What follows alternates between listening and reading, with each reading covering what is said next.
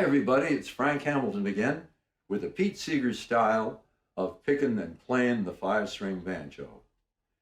Before we begin today, we have to talk about some things that will help you play along with other instruments.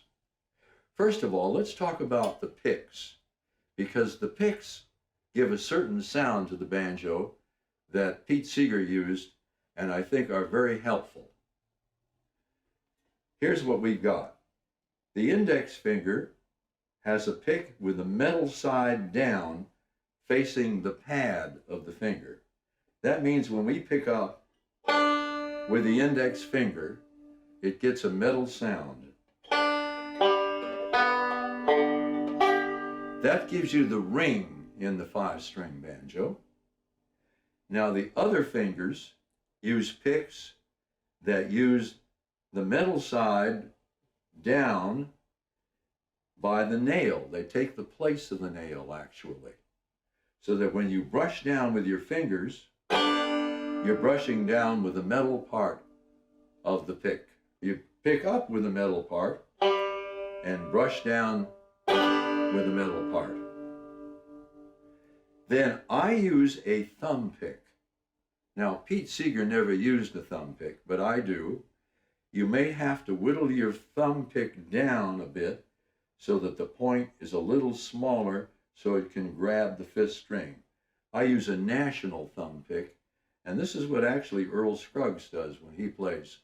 He actually files his pick down so that it makes a triangular point that's not too long and not too short, so that when you grab your thumb string, it works out fine. So the finger picks are not necessary, they're optional. You can make a good sound with just the fingernails, or you can make a good sound by using just an index finger pick to pick up, and then use the rest of your fingers to brush down without picks. I use what's called high rider picks.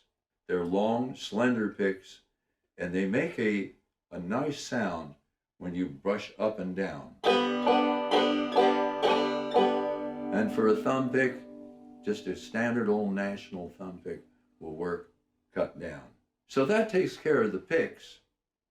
Now, supposing you want to play along with other people, what do you have to do? Well, you've got to move the capo. And that's the purpose of the capo, is to change the key so that you can fit with other people that are playing in different keys. So for an example, a guitar picker will come along and say, I don't want to play in G anymore, I want to play in A. Now you got to do something to make your banjo so that you can play in A. That's where the capo comes in. Now on your usual banjo, you won't have a long neck banjo. I have to use the capo because of the long neck, but you generally won't. So when you want to play with a guitar player who's playing in the key of A, what you have to do is you have to use your capo and you have to bring it up. In this case, you would have to bring it up 2 frets and put it on your next fret. For most banjos, that'd be your 2nd fret. Long neck banjo would be just taking it from the 3rd fret and moving it up to the 5th. Once you get there, you just play in your standard G tuning, although you're technically in the key of A. That's kind of confusing at first, but as you start to play and work with the capo, you'll get used to it. Now we have a capo for the banjo, for the neck.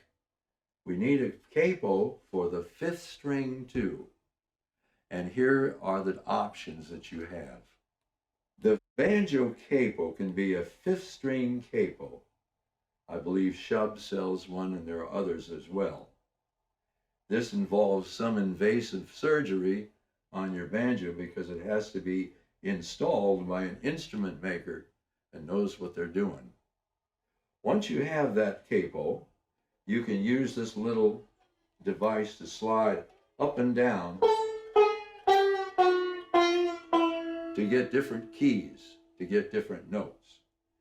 If we're up in the key of A, we can match the note that we need to the 5th fret, 5 frets away from the capo, and we tune our banjo up. So here we are in G tuning, which puts us in the key of A. I know this is confusing for you, but as you work with it, you'll begin to understand it. I'll recommend a book to you to help you with this. It's Pete Seeger's first book of how to play the 5-string banjo, and he goes into detail about a lot of those things.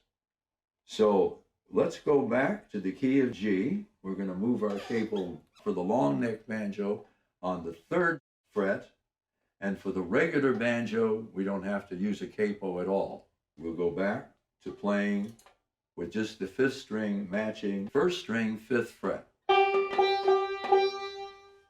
If you have any questions about what you saw and heard today, you can always reach me at frankhamiltonschool.org. And if you happen to be on YouTube, don't forget to hit that subscribe button. So that's it for now. Keep on singing, keep on picking, have fun, and we'll see you on the go-round. Bye for now.